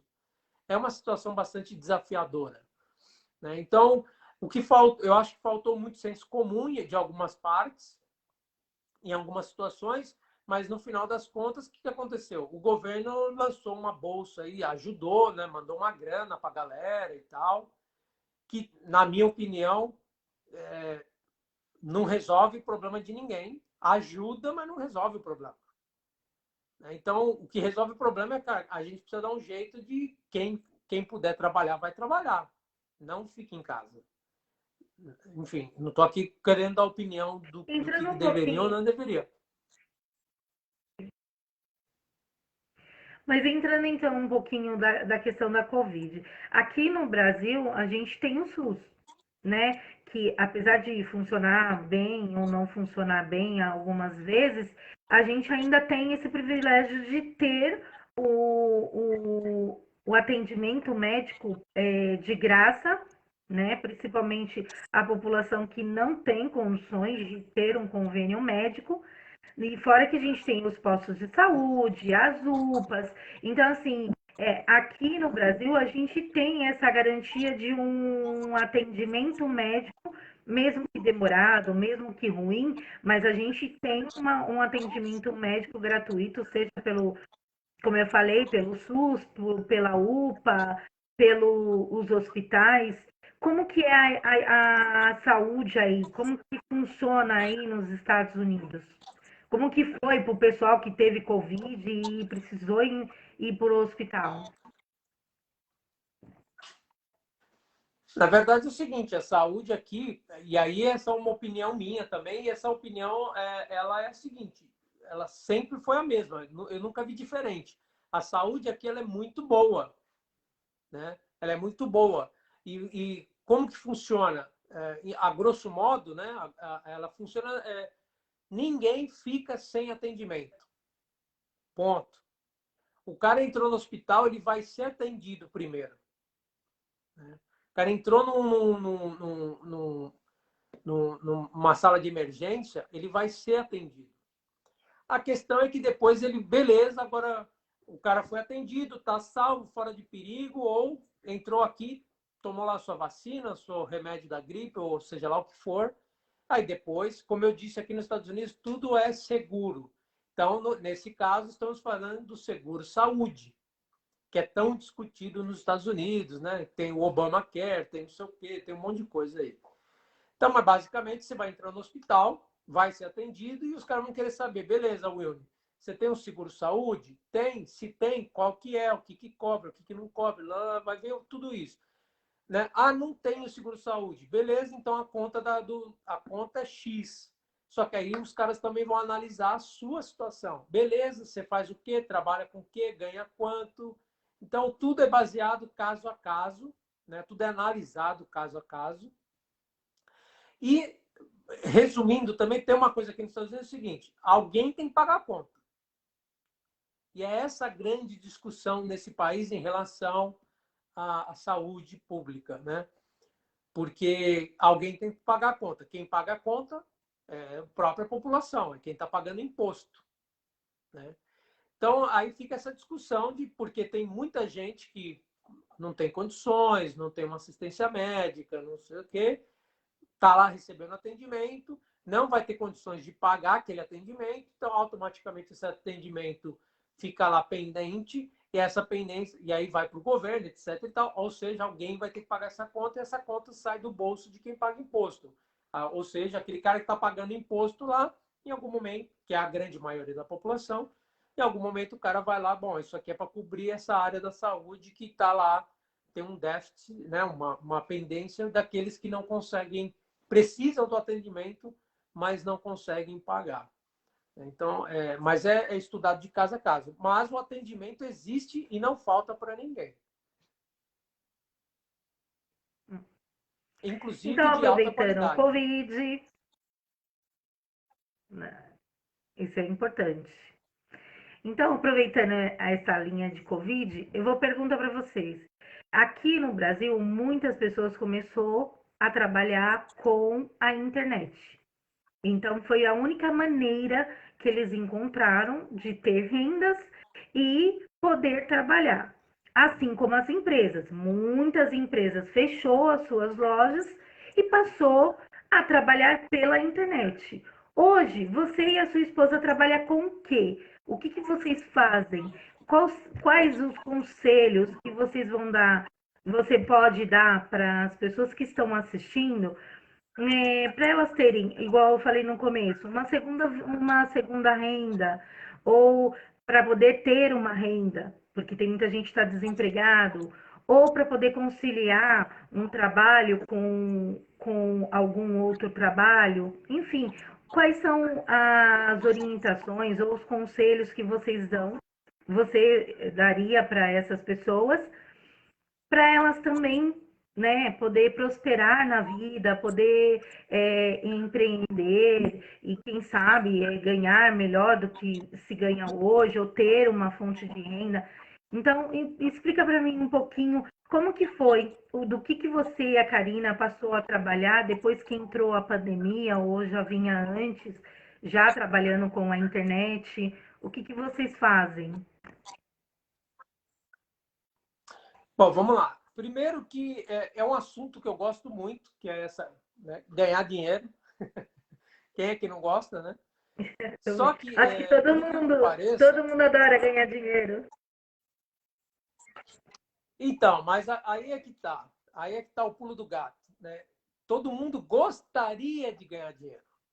Só que para se ganhar dinheiro precisa de esforço, de trabalho, e nem todo mundo está disposto a isso, né? As pessoas querem ganhar dinheiro, mas querem ganhar dinheiro que caia do céu, né? Esse cara que está querendo ganhar esse dinheiro é aquele cara que está lá gastando o pouco que ganha, jogando na loteria e passa o final de semana enchendo a cara e comendo churrasco, sonhando com aquilo que ele poderia fazer se viesse a ganhar na loteria. Mas, enfim, não estamos aqui para criticar ninguém. Cada um faz o que quer com o seu dinheiro. Inclusive, eu já fui desses, né? Pô, eu vou jogar aqui na loteria na sexta, passar o final de semana sonhando o que eu faria com a grana se eu ganhasse na loteria. Mas, enfim, é, a gente aqui, como eu disse no começo, nós temos nosso próprio negócio. Nós temos uma empresa de limpeza na área, a gente presta serviços na área residencial e comercial, né? Então, para nossa sorte, a limpeza ela foi dada como serviço essencial. Por quê? Porque é limpeza, né? Porra, estamos falando de vírus, de Covid, tal. Então, foi dado que a parte de limpeza era serviço essencial. Então, a gente pôde continuar trabalhando. Claro que tomando os devidos cuidados, né? Máscara, luva, álcool gel, etc. A gente conversava com os nossos clientes, ó, se possível, sai da casa, deixa eu entrar, deixa eu limpar, desinfetar toda a casa, depois eu saio e você entra. Então, teve todo um trabalho cuidadoso aí para a gente poder trabalhar. O nosso trabalho, ele praticamente ele caiu pela metade, mas a metade que continuou foi o suficiente para manter a nossa vida, né? Enfim, pagar as contas, aluguel, etc, etc. Então, para a gente, o impacto ele foi mínimo, vamos dizer assim. Não faltou nada, né? Não precisamos de nada. Pelo contrário, a gente pôde continuar trabalhando, inclusive aquelas pessoas que trabalham conosco. Então, esse é o nosso core maior, né? É a nossa empresa de limpeza, que é o que sustenta nosso estilo de vida, o que a gente vive aqui hoje. É a nossa empresa de limpeza e a gente tem algumas pessoas que trabalham conosco. Mas, antes mesmo do Covid, eu e a Karina, a gente já estava com essa mente aberta. Lá em 2018, a gente já começou a pensar essa coisa, o que a gente poderia fazer em paralelo ao nosso trabalho principal, vamos dizer assim. O que a gente poderia fazer em paralelo para começar a tentar criar uma segunda, terceira, quarta fonte de renda, né? E aí a gente começou a pesquisar, começou a buscar, e eu acabei me envolvendo com uma empresa de multinível, né? Que as pessoas têm tanto, às vezes criticam, mas criticam uma coisa que elas desconhecem. Porque o multinível nada mais é porque a empresa te paga de várias formas. Isso é o multinível. Por isso do multinível.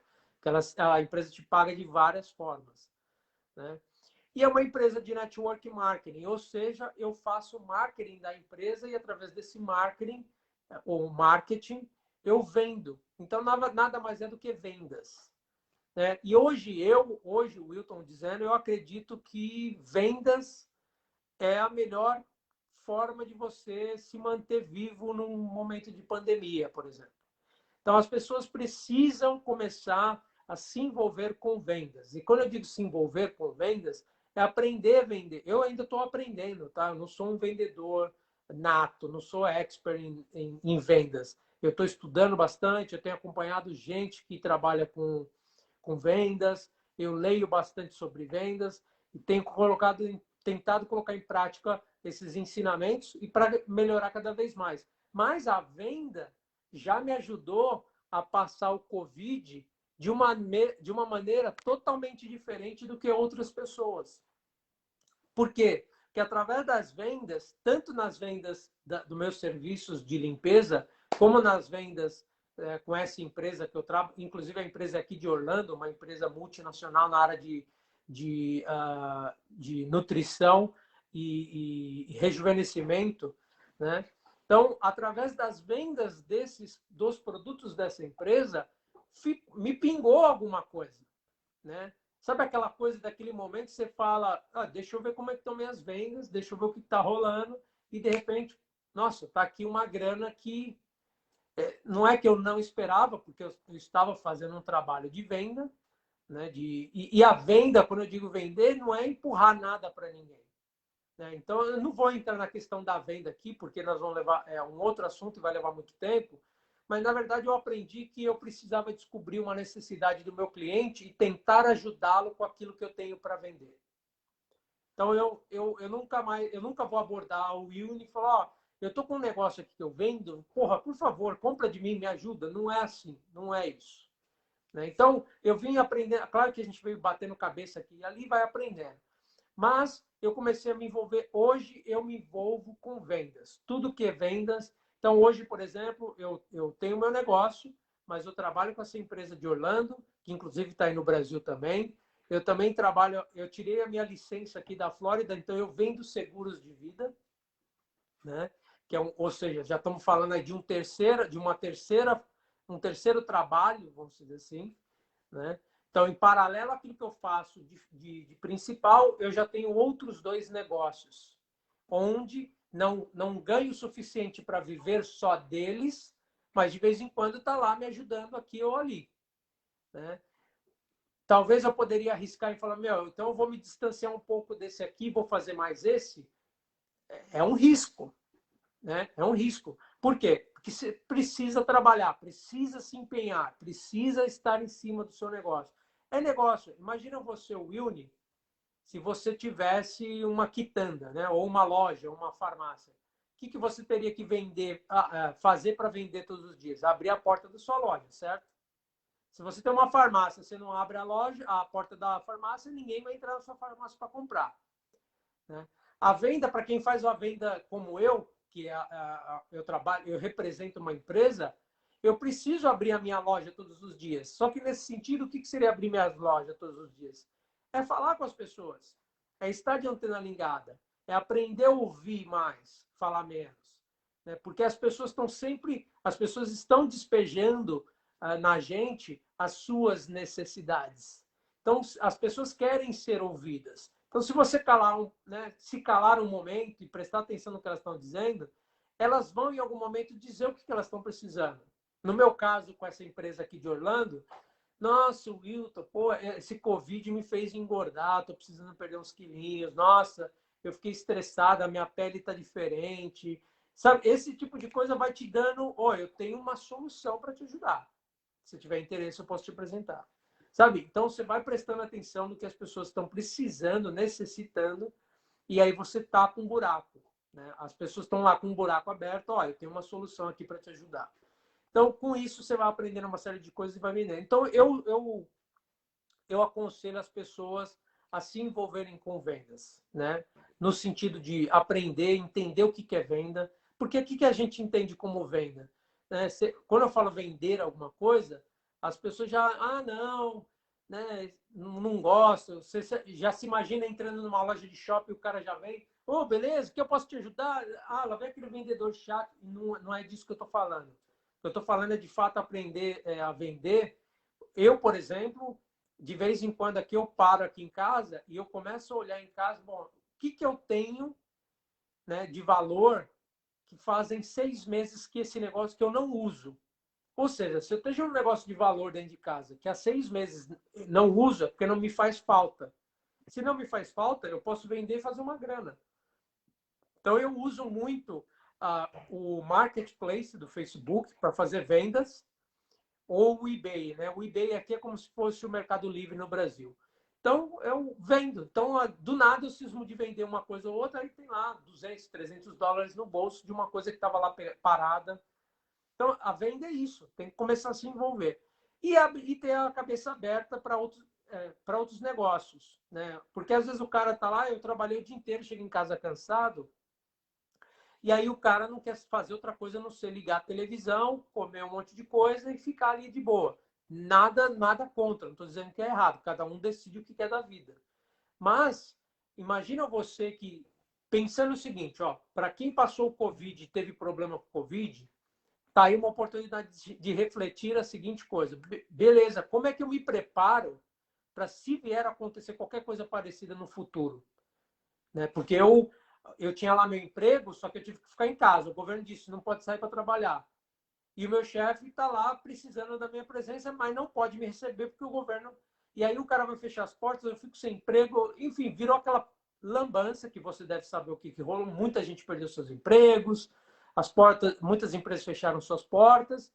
E aí o cara vai tirar dinheiro da onde? O cara vai tirar dinheiro da onde para sobreviver? Então é isso, a gente, na minha concepção, a gente não pode depender mais de uma única fonte de renda. A gente precisa trabalhar, entender, buscar qualquer outra fonte de renda, desde que seja honesta, qualquer outra fonte de renda e aprender.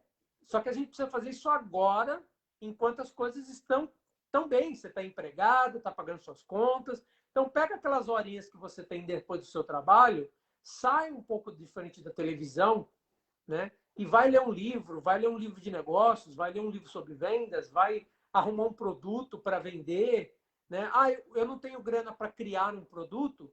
Meu, se envolva com uma empresa que tenha produtos para que você possa fazer revenda. E tem N's, né? Não estou querendo aqui puxar sardinha porque eu não estou fazendo um pitch de venda aqui, não. Tem empresas aí com vários tipos de produtos. Não, e assim, não é só a venda. Na verdade, as pessoas, todo mundo tem um dom de, que eu digo, um conhecimento. E às vezes o seu conhecimento é a solução do outro.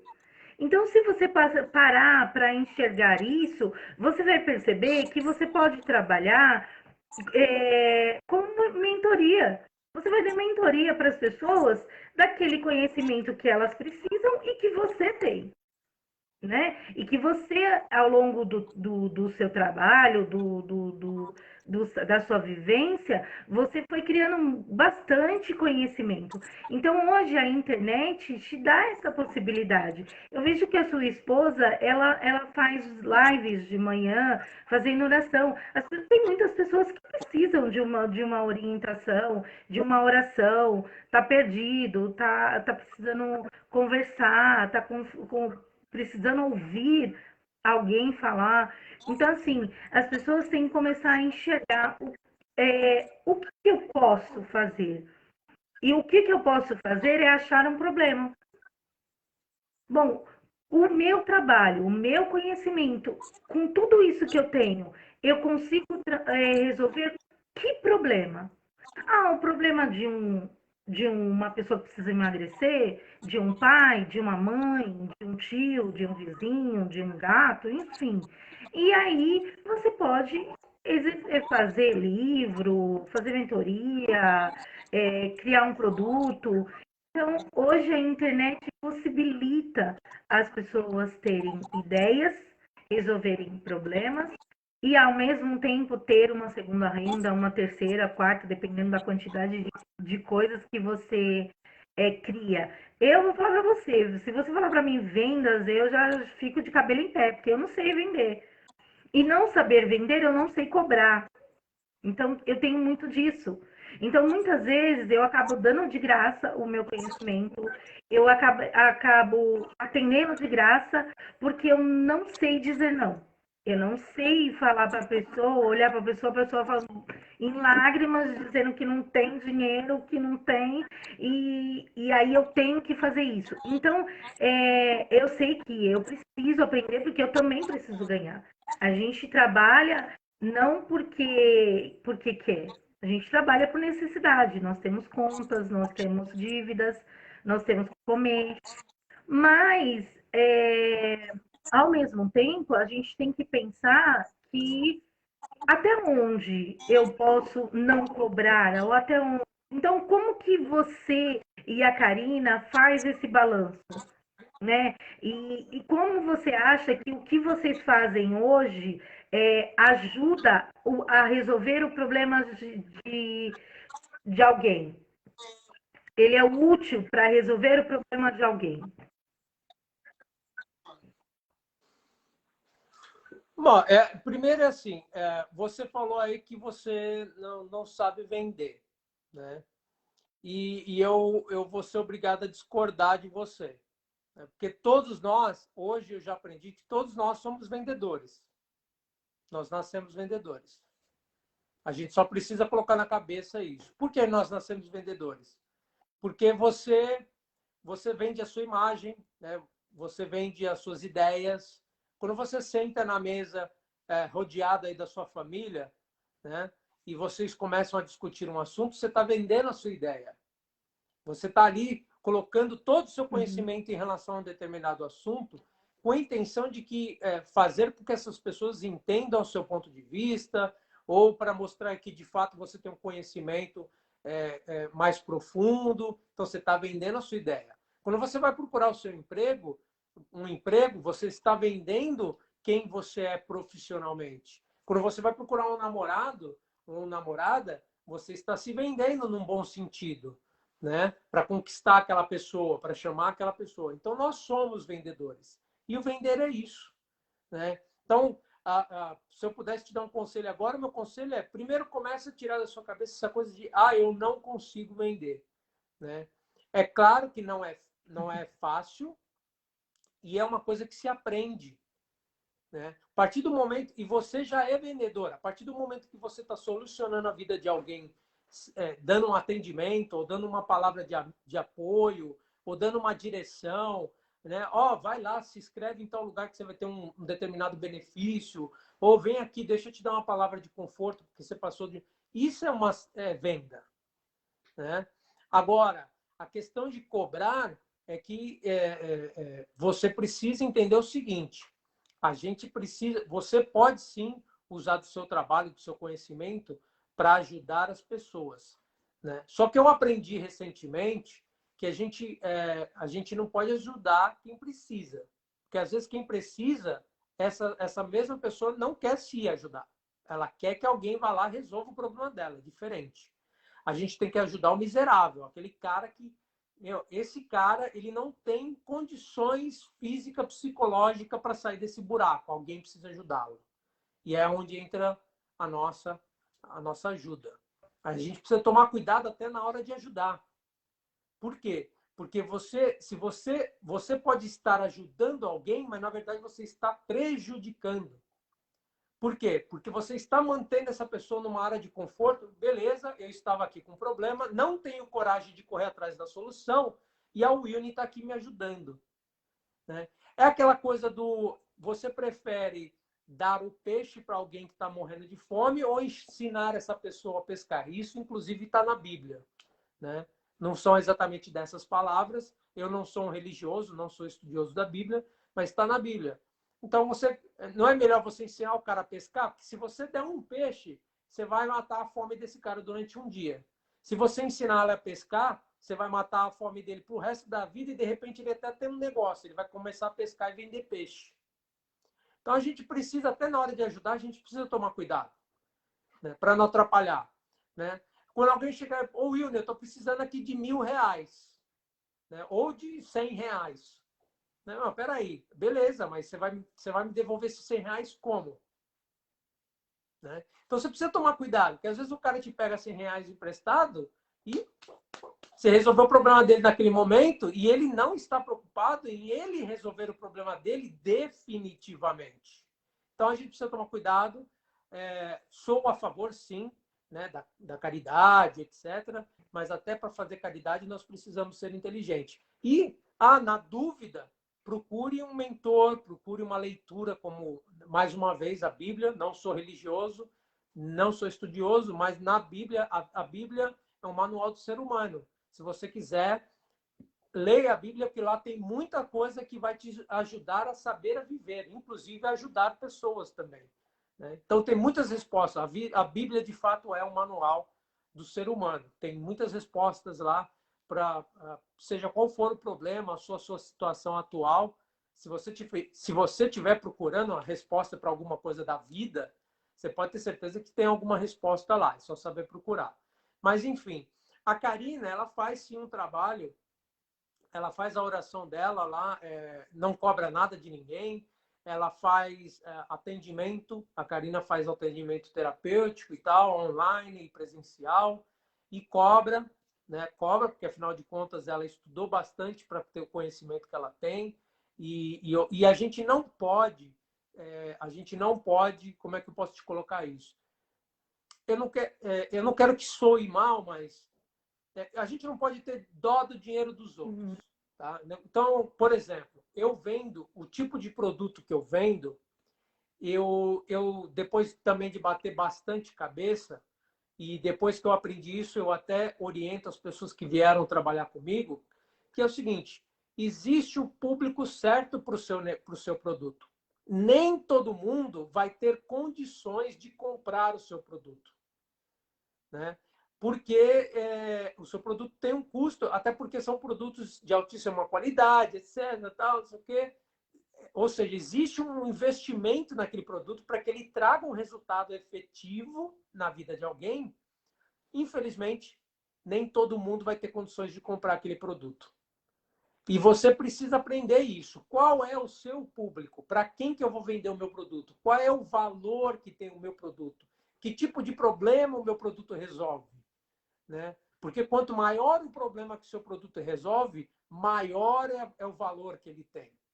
Né? E você precisa entender, nós precisamos entender isso na venda, porque senão, eu, por exemplo, no meu começo com essa empresa aqui de Orlando, eu perdi muito tempo meu tentando vender o meu produto para uma pessoa que até gostaria, teria resultado com o meu produto, mas ela simplesmente não tem condições.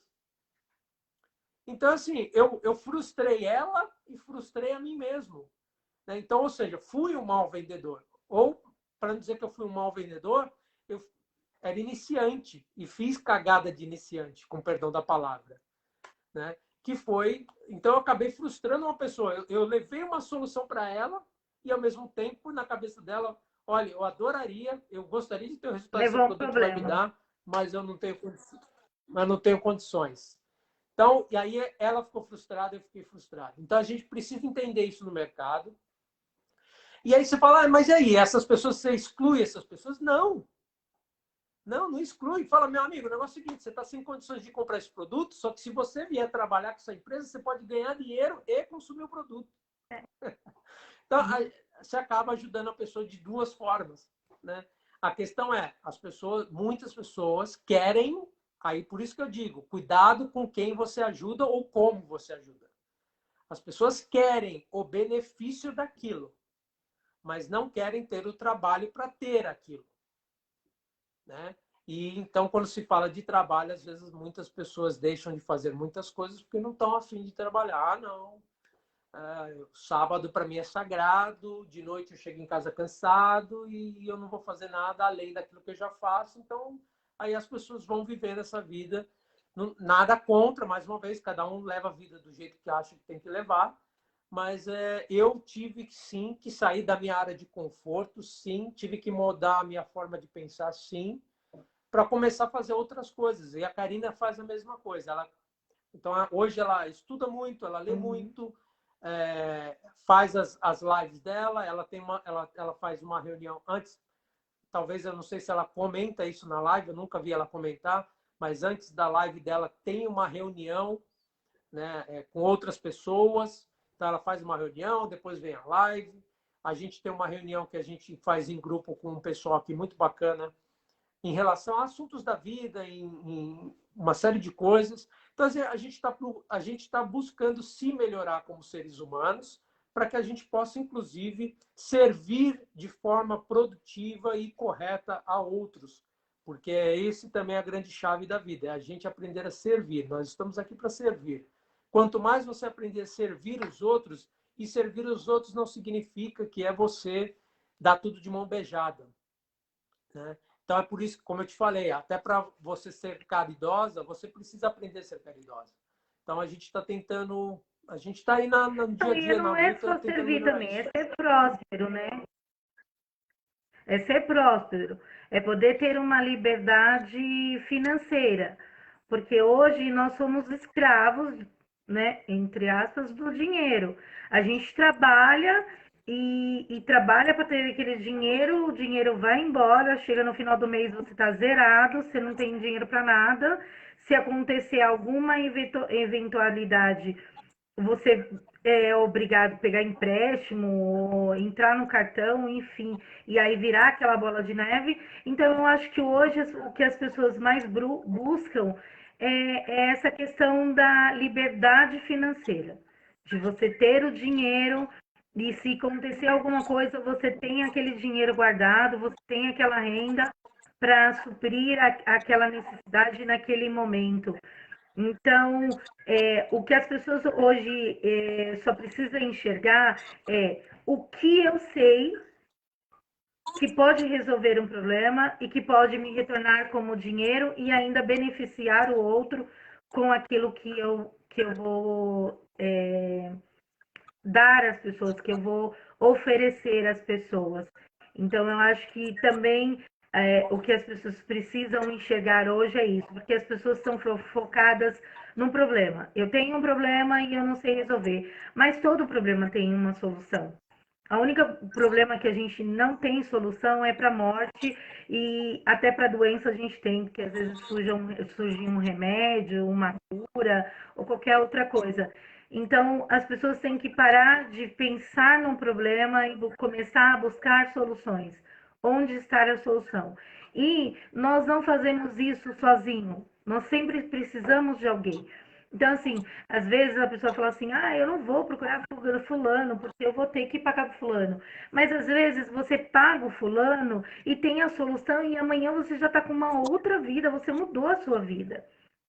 Então as pessoas têm que parar um pouco com essas questões também de tudo é um problema, tudo a pessoa quer ganhar as minhas custas, porque a pessoa só está dando, porque se fosse bom ela seria rica. Não é assim, né? Então as pessoas têm que começar a parar um pouquinho com essas críticas e também se colocar no papel de vítima. Eu sou a vítima, eu preciso. Se as pessoas começarem a mudar esses pensamentos, você concorda que o país inteiro vai estar se ajudando, cada um com o seu dom, cada um com o seu conhecimento, e todo mundo vai começar a ter uma segunda renda, a ter uma liberdade financeira, a começar a sair das dívidas. Se entrar uma pandemia, não tem problema, a gente consegue levar a economia mesmo assim, porque a internet hoje nos possibilita a ter uma fonte de renda. Então, assim, é um assunto bem, eu acho que é bem interessante para se discutir ainda mais, né, de termos mais lives sobre esses assuntos, que são assuntos bem interessantes. Então, assim, eu gostaria de pedir que você deixe um seu recado, pode também falar das suas redes sociais, da gente já ir começando a dar um fim à nossa live, porque está ficando tarde, o pessoal vai trabalhar amanhã. Então, pode falar aí das suas redes sociais, o que você pensa disso, para a gente começar a caminhar para o fim. Olha, Wilne, antes de eu partir para o final, eu queria. Você tocou num assunto que é muito importante e daria, sim, para a gente fazer uma live de muitas horas aqui falando desse assunto, que é a questão do pensamento, que é o que eu falo bastante nas minhas redes sociais hoje, que quanto melhor você melhor você melhorar o seu pensamento, melhor vai ser a sua vida, né? E porque nós estamos aí sendo bombardeados diariamente com uma série de negativismo, é tudo muito negativo, é tudo muito difícil, é tudo muito isso, tudo muito aquilo, e a gente está sempre culpando os outros, a gente nunca olha, peraí, mas o que eu poderia estar fazendo para mudar a minha vida? E às vezes você poderia estar simplesmente mudando um comportamento, mudando um pensamento, lendo um livro, né? Então, a questão da mentalidade, ela é muito importante. Então, eu até queria deixar aqui indicar um livro para quem estiver ouvindo, a gente quiser ler. Existe um livro aí que se chama Quem Pensa Enriquece, né? De Napoleão Hill. Esse livro é fantástico, então eu sugiro essa leitura desse livro. E tem um outro livro também que vai muito de encontro com essa questão do negativismo, ou seja, a gente deixar com que o nosso pensamento nos limite, né? Ou seja, eu não posso isso, eu não posso aquilo, eu sou vítima, eu tenho medo, eu tenho não sei o quê, eu não vou fazer aquilo porque eu não tenho capacidade. Você fica o seu inconsciente fica te auto-sabotando, né? Então eu vou deixar aqui também um outro livro que também é do Napoleão Hill, que se chama Mais Esperto que o Diabo. Apesar do nome, o livro não tem nenhum cunho religioso. Pelo contrário, é muito importante, sugiro a leitura. Então, Quem Pensa Enriquece e Mais Esperto que o Diabo, ambos os livros de Napoleão Hill. E partindo aqui para os finalmente, quem quiser me seguir nas redes sociais, eu atuo mais lá no Instagram, @WiltonHO. Estou lá no Instagram, eu falo bastante de filosofia, gosto muito de filosofia, leio bastante sobre filosofia, gosto bastante da questão motivacional. Eu sou um estudante para falar em público, estou estudando sobre isso, gosto, me atrai muito essa questão de falar para o público, de poder atingir a vida das pessoas através das palavras. Então, a palavra é uma ferramenta poderosa, né? Então, eu estou trabalhando para melhorar e levar palavras de conforto, ajudar as pessoas através da palavra, né? Então, gosto muito, e a filosofia também me ajuda bastante com isso, compartilho muitas coisas. E também consegui criar o hábito de ler. Eu não era um bom leitor até final de 2018, mas depois de 2018, eu resolvi que eu precisava ler e cada dia eu tenho conseguido ler mais e mais e mais. E a leitura ela tem transformado a minha vida. Então, eu sugiro para vocês, procurem a leitura de bons livros, claro. Procurem a leitura, porque através da leitura a sua imaginação ela ganha asas, a sua mente ela expande, e a partir do momento que você consegue expandir a sua mente, você consegue visualizar esse mesmo mundo onde você está de uma forma diferente, né? Então, o mundo ele não é como parece ser, ele é como nós imaginamos que ele é. Então, a partir do momento que você expande a sua mente, o mundo se transforma. Acredita no que eu estou dizendo. A partir do momento que você expandir a sua mente através das leituras, buscar conhecimento, como é que eu lido melhor com as pessoas, como é que eu lido melhor comigo mesmo, como é que eu começo a controlar os meus pensamentos, ou seja, deixar de pensar negativamente e passar a pensar positivamente, porque o nosso cérebro ele não para, né? A nossa mente ela está trabalhando para pensar.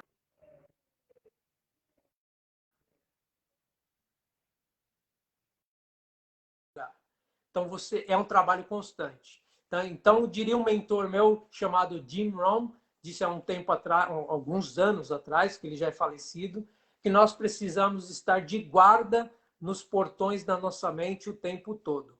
E é isso que eu venho estudando nos últimos anos, e isso tem transformado a minha vida, inclusive da forma de ganhar dinheiro também. Então, eu tenho ganhado mais dinheiro por conta de ter mudado os meus pensamentos, a minha forma de ver a vida. Então, fica aqui a sugestão. Wilton de Oliveira, mais uma vez, @WiltonHO lá no Instagram. Facebook eu também estou, Wilton de Oliveira no Facebook. Estou lá no LinkedIn também, Wilton de Oliveira, mas eu atuo bastante lá no Instagram.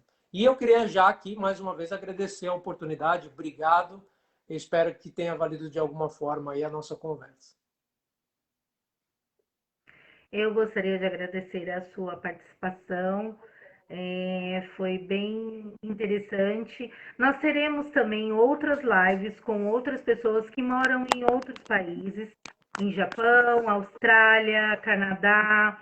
Então, eu peço que vocês compartilhem bastante, as pessoas que têm interesse. Nós vamos ter lives também sobre empreendedorismo feminino. Nós vamos falar um pouquinho sobre o que você pode fazer para ganhar dinheiro, para ter uma segunda renda. Fora tudo isso, nós vamos trazer conteúdos de português, matemática, ensino médio, faculdades. Então, a página vai estar bem movimentada, todo mundo entra aí, curte. Nós vamos ter o nosso canal no YouTube com conteúdos interessantes para todo mundo, para todas as idades. Vamos ter também o Instagram já está aberto, você pode ir lá.